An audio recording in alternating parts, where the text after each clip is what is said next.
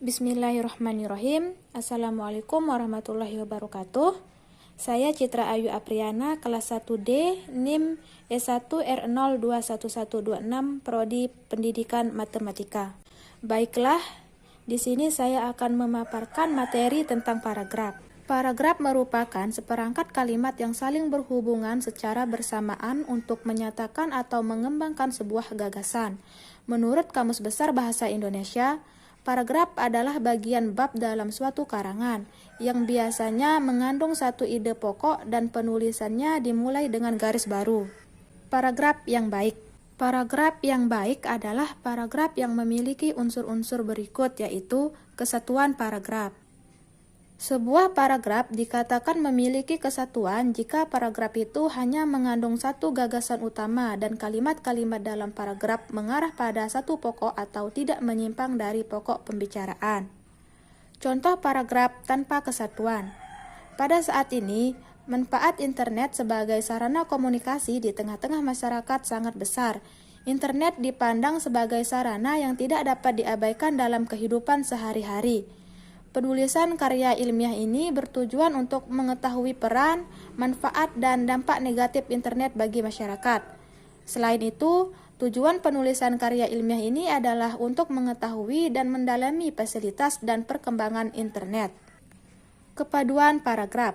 Sebuah paragraf dikatakan memiliki kepaduan jika terdapat keserasian hubungan antar kalimat dalam paragraf, yaitu yang pertama, kata transisi atau ungkapan penghubung antar kalimat. Kata transisi atau kata konjungsi adalah kata penghubung baik antar kata, antar kalimat, atau antar alinea. Sebagai contoh adalah pada antar kalimat, misalkan kata transisi dan, atau, kecuali, sedangkan, akan tetapi, dan lain sebagainya.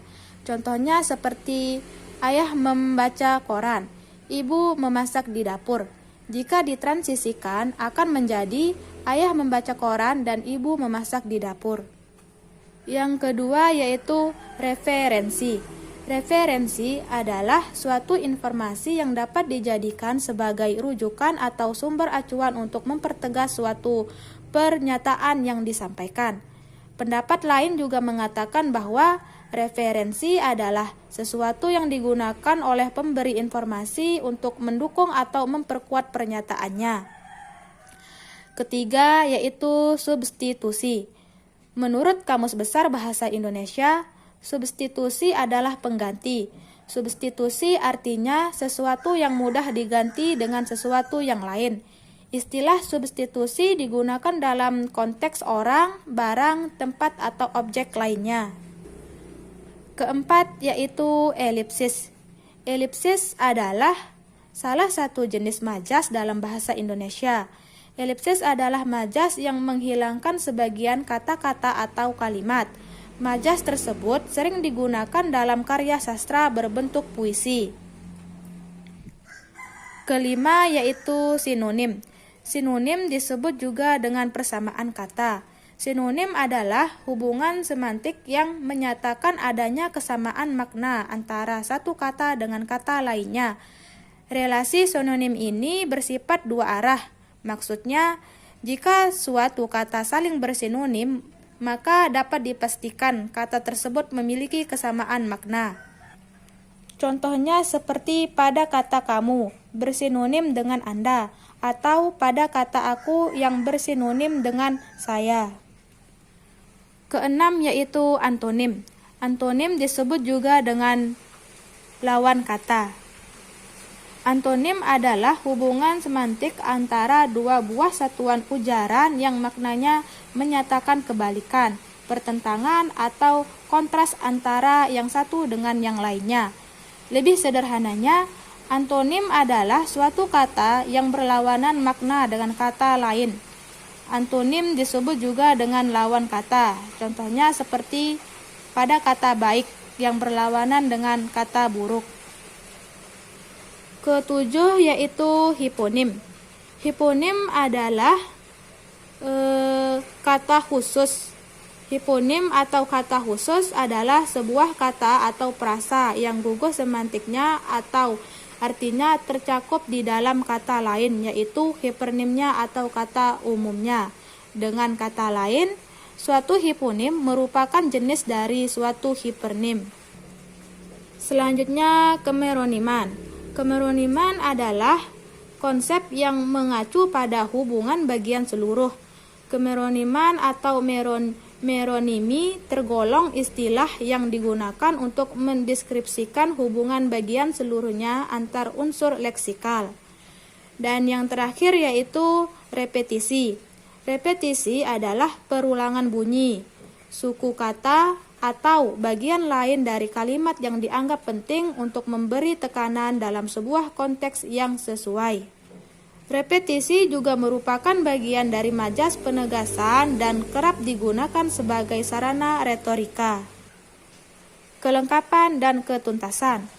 Kelengkapan paragraf adalah penulisan yang sangat tepat, baik dan lengkap terhadap paragraf tersebut. Aspek kelengkapan ini terpenuhi jika semua informasi yang diperlukan untuk mendukung atau menjelaskan gagasan utama sudah tercakup. Ketuntasan. Ketuntasan ialah kesempurnaan. Hal itu dapat diwujudkan dengan klasifikasi dan bahasa.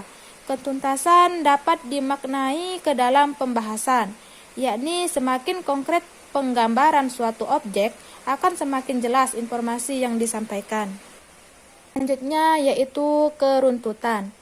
Sebuah paragraf dikatakan runtut jika uraian informasi disajikan secara urut. Tidak ada informasi yang melompat-lompat sehingga pembaca lebih mudah mengikuti jalan pikiran penulis. Keruntutan paragraf ditampilkan melalui hubungan formalitas di antara kalimat yang membentuk paragraf. Hubungan formalitas tersebut menunjukkan pola urutan penyajian informasi. Konsistensi. Konsistensi adalah sudut pandang. Sudut pandang adalah cara penulis menempatkan diri dalam karangannya. Dalam cerita pengarang, sering menggunakan sudut pandang kata aku seolah-olah menceritakan dirinya sendiri. Selain itu, pengarang menggunakan sudut pandang dia atau ia seolah-olah menceritakan dia. Jenis paragraf. Jenis-jenis paragraf yaitu sebagai berikut. Yang pertama yaitu paragraf deduktif. Paragraf deduktif adalah paragraf yang ide pokok atau gagasan utamanya terletak di awal paragraf dan diikuti oleh kalimat-kalimat penjelas untuk mendukung gagasan utama. Kedua yaitu paragraf induktif.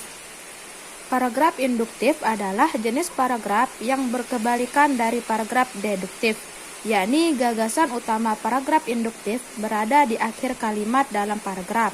Jenis paragraf induktif pasti akan diawali dengan penyebutan peristiwa khusus atau penjelasan yang berfungsi untuk mendukung gagasan utama. Ketiga yaitu paragraf campuran. Paragraf campuran merupakan paragraf campuran antara paragraf deduktif dan paragraf induktif. Paragraf campuran adalah paragraf yang letak kalimat utamanya berada di awal dan akhir paragraf. Gagasan utama di akhir berfungsi untuk mempertegas gagasan utama di awal. Keempat yaitu paragraf ineratif. Paragraf ineratif merupakan paragraf yang gagasan utamanya ada di tengah paragraf. Dan yang terakhir yaitu paragraf dengan ide pokok tersebar. Ide pokok adalah gambaran keseluruhan dari sebuah paragraf. Ide pokok memiliki fungsi untuk membantu pembaca memahami pokok pikiran yang ingin disampaikan oleh penulis. Sekian materi yang dapat saya sampaikan. Apabila ada kekurangan, saya mohon maaf. Wassalamualaikum warahmatullahi wabarakatuh.